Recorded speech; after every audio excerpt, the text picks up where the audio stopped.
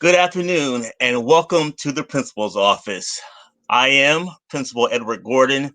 I'm so glad you have tuned in for this weekly broadcast where we'll be interviewing educational stakeholders who have made significant impact for themselves, for others, and with others in education. In the book, The 15 Valuable Laws of Growth, written by Dr. John C. Maxwell, he talks about the law of modeling. The law of modeling states it's hard to improve when you have no one but yourself to follow. A good mentor is a worthy example, available, has proven experiences, possesses wisdom, provides friendship, provides support, and makes a difference in people's lives. We believe there are many outstanding leaders in this world, and weekly we want to highlight those leaders, leaders that will help us provide models of excellence for others. Today is the first show of the principal's office, and there was no better way of beginning this journey than starting off with the person that gave me life and models excellence, my mother, Mrs. Daisy Gordon. Good afternoon. Good afternoon. I'm so glad that you have joined us today on the principal's office. I'd like to read a brief bio around the life of Mrs. Daisy Gordon. Daisy Gordon was raised in Charleston, South Carolina. Daisy is married to Edward W. Gordon, Esquire. She has two adult children, Michelle J. Gordon Scott, as well as myself, four grandchildren, Kaylin, Rachel, Brandon Scott, and Edward W. Gordon III. She is an alumnus of Montclair State University, where she graduated with a bachelor's in home economics and with a master's in education. Daisy retired from the Passaic Board of Education in Passaic, New Jersey, after 38 years of service. She served as a lead teacher in the area of family and consumer sciences, formerly home economics education. For 33 years, she served as an advisor on the National Honor Society. During her free time, Daisy enjoys volunteering at the church. From the years of 1998 to 2008, Daisy was the president of the Bessie Allen Women's Missionary Society. She has also been a dedicated Sunday school teacher. One of her greatest accomplishments is being a coordinator for the Family Promise of Essex County Incorporated, a corporation that houses and feeds the homeless. When Daisy is not spending her free time at the church or with her family, you can find her taking pictures, traveling, reading, and sewing. Daisy's favorite scripture is I can do all things through Christ who strengthens me, which is from Philippians chapter 4, verse 13. Please help me welcome Mrs. Daisy Gordon to the show today. Good evening. Yes, so glad to be able to start this journey with you. And I know that everyone has a story. And I'd just like to create the opportunity for you just to share with my audience what is your story? Okay, thank you. Like you said, I was born in Charleston, South Carolina, and I left South Carolina in 1965 moved to Washington, and I was in Washington for about 2 years. And then I moved back to Charleston and got married to my high school sweetheart, and we had a daughter. And after living in Washington for a while, I realized that the pay in Washington was great. So when I did return back to Charleston, I noticed that you were not getting that the pay was really low. So after being there, after my daughter was born, and after being there for a while, I decided to relocate to New York. And my husband was attending um, Orangeburg College. So after that, I was in Washington, in New York, and I got a job in New York, and I was really, always wanted to be a home economics teacher, but and then when I was in high school, I took all home ec classes. All I almost didn't graduate from high school because I realized that my guidance counselor called me in and she said, you did not take gym. So I had to drop my last course in home economics to take my gym. Otherwise, I would not graduate with my class. So I always wanted to be a home economics teacher, and with a daughter and a husband in college, I just could not seem to make that connection. But my husband said to me he had finished with college that um, it was time for me to go to college, and we were living in New Jersey. And I said, "Oh, that would be great," but I still had my job. And what I decided to do is to take all my courses that I could take at night at Montclair State College, because we moved into an area where Montclair College was there. So I was able to take all my courses at night that I could take. And finally, my counselor called me and said, "Well, you have taken all the courses. You have to go to start taking courses in the day." And of course, I did not want to quit my job, but I had no other choice because I had made my dream that this was what I was going to pursue. So I quit my job, and I had a car, so I was able to drive um, to Montclair State. So I was able to do that. So I took all my day classes, and I was able to graduate and got my degree, and as a home economics teacher. But even though I had that, it was very hard finding a job. So I was sub for a while, and just for the very beginning was subbing. And one of my friends that I was subbing that I knew, she said, my husband works in Passaic, and there's an opening for a home economics teacher. So I said, "Oh, that's great." So I applied for the job, and of course, I did not get it at that time. And so then I saw him again, and he said, "You know one thing, that job that you applied for, someone did get the job, but they decided to leave." So he said, "Reapply for the position, and we'll get you on." So I did. I reapplied for the position, and the principal called me, and he said, "Montclair State has no record of you." So I said, "Huh?" He said, "No, they have no record of you." I said, "Well, they gave me a diploma, so they have to have a record for me." So that was the beginning of people trying to keep you out of the system. So I did not let that stop me. I reapplied for the position, and I did get the position. And it was in the middle of the school year. It was in January. And when I walked into the classroom, the kids were disappointed because they were not upset with me, but they were upset with the fact that their teacher left them.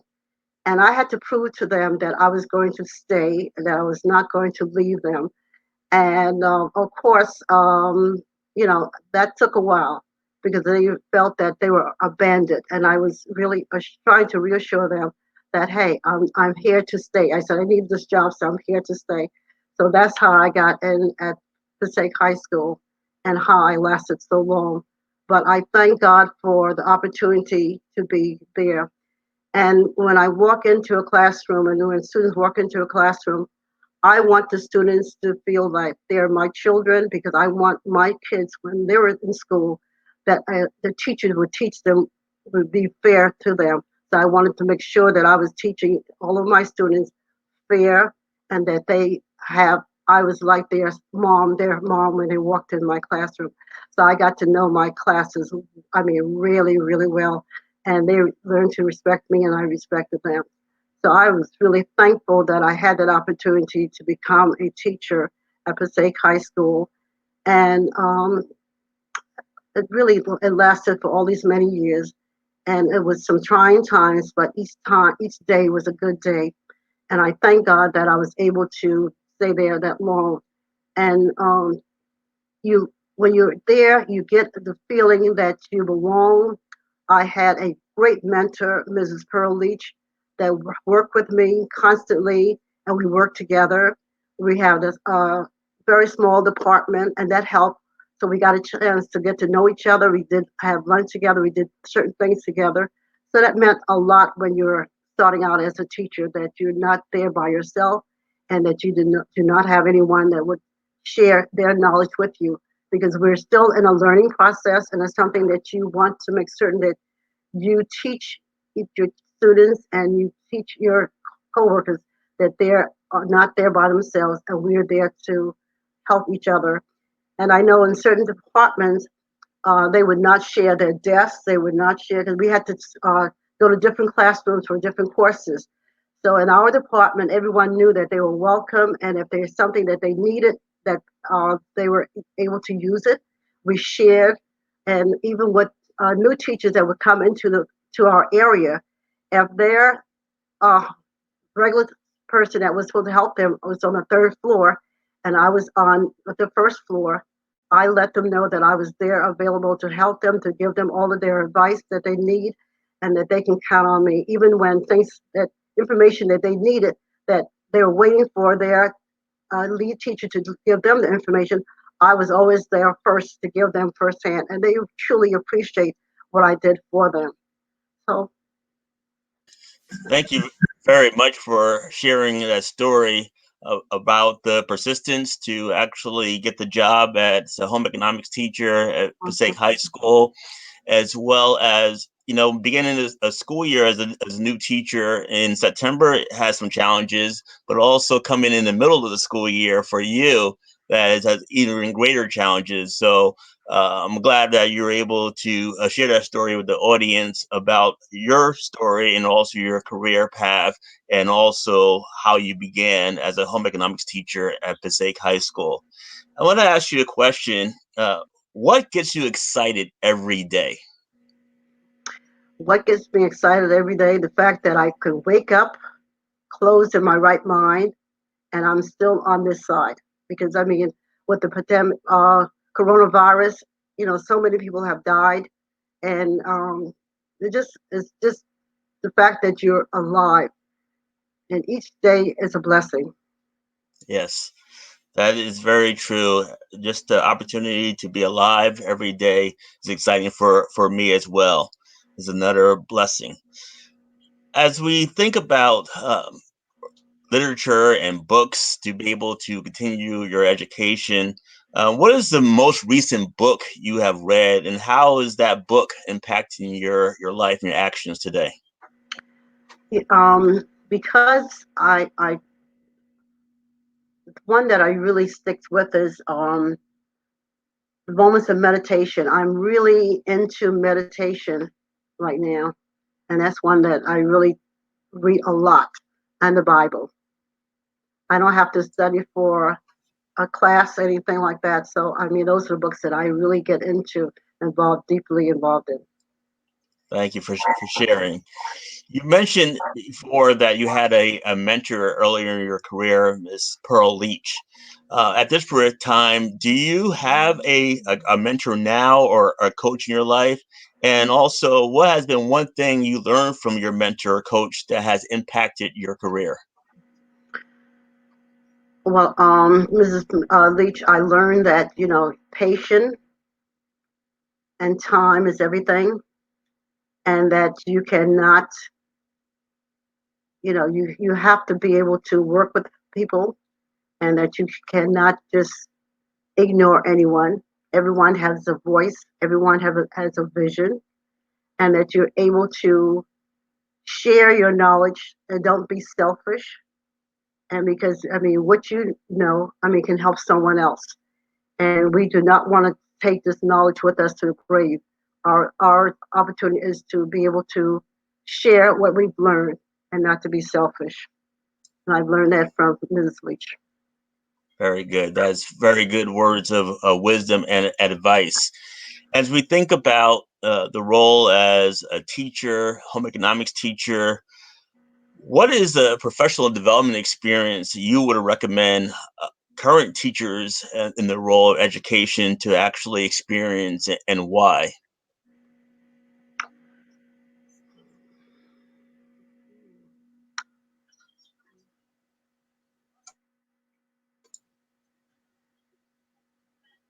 Should I come back to that question? Because I'm thinking.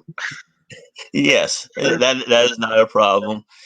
And also, to continue along the lines of education and challenges that it brings, what do you see as the greatest challenge in education today? The coronavirus, because we're not everyone is not in a classroom setting any, so they're home, and this is something that's very new for everyone with Zoom, we're teaching kids that you cannot touch, kids that you cannot really look and see if they're doing the right thing at the right time. So I think that's one of the biggest challenge, and I am so grateful that I'm not Zooming right now. So that's a challenge. Yes, it is definitely a challenge. As I talk to other educators and school leaders across the state of New Jersey, what they have to deal with in terms of this pandemic has definitely been a challenge to 2020 and also even going into 2021.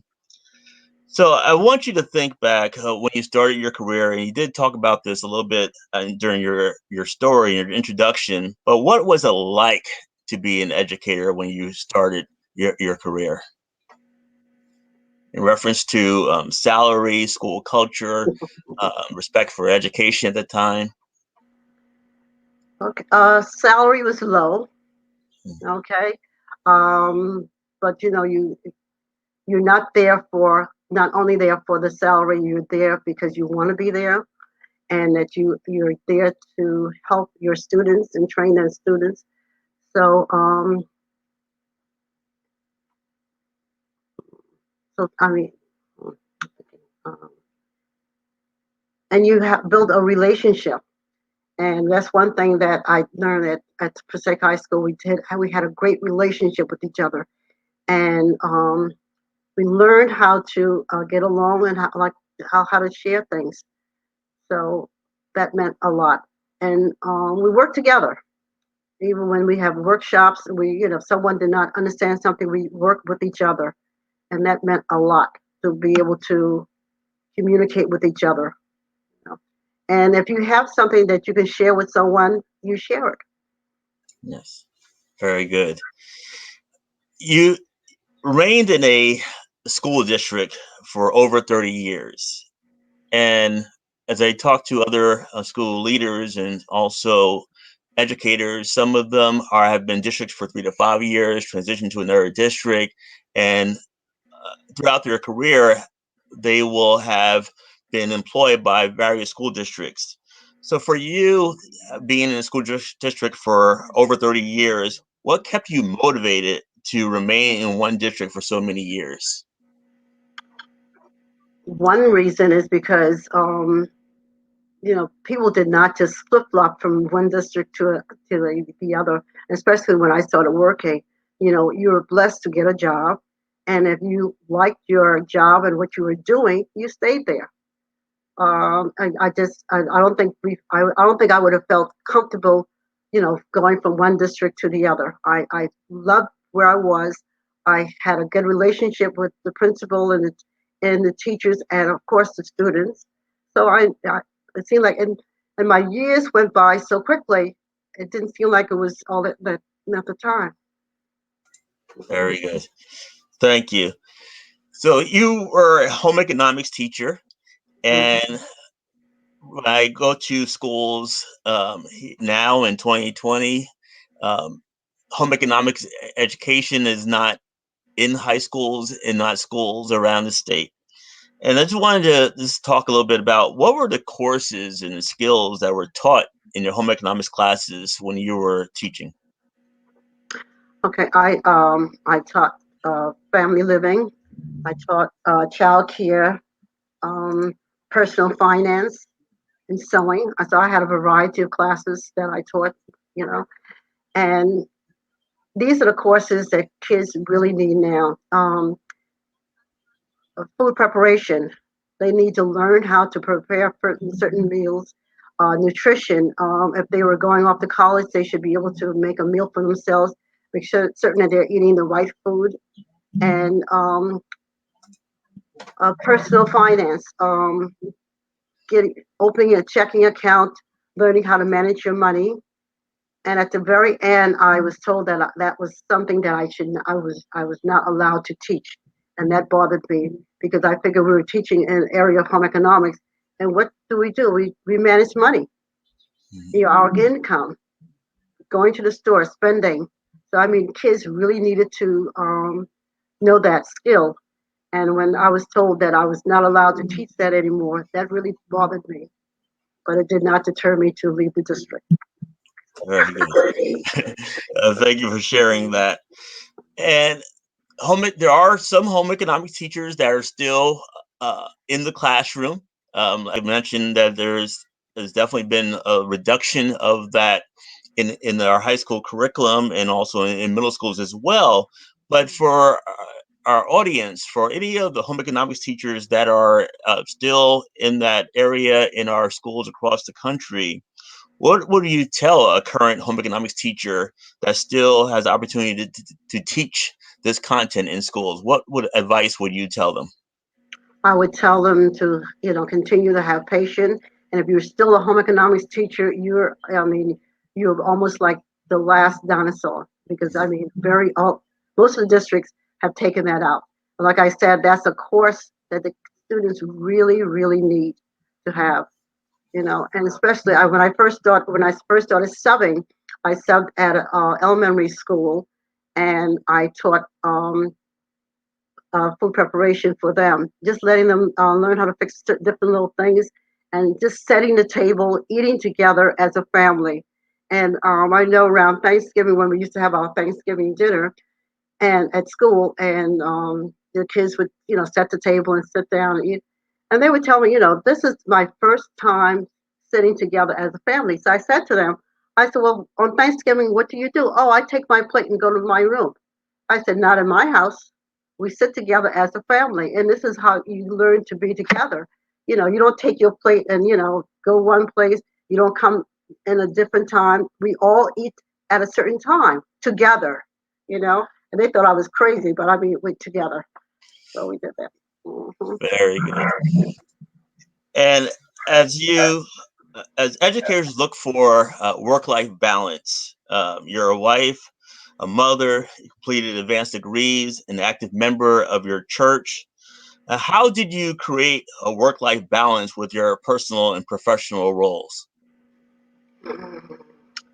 I'll say I had a very understanding husband that went along with me because he knew that I loved what I was doing, and I was able to go to school. Go to school, uh, work, even doing work in the summertime. Did things at church 24/7, and it just all fell in place. I didn't have a husband that was complaining constantly. I didn't have kids that were going crazy. They knew the schedule, and it worked out. And it doesn't, this does not happen in every family. We're Yes. truly blessed.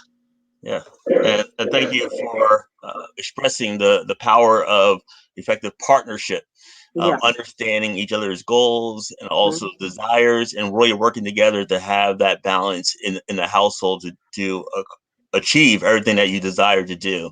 So thank you for expressing that. You in your introduction, we talked about you're an active member of your church, and one of the ministries you are passionate about is your work with Family Promises of Essex County.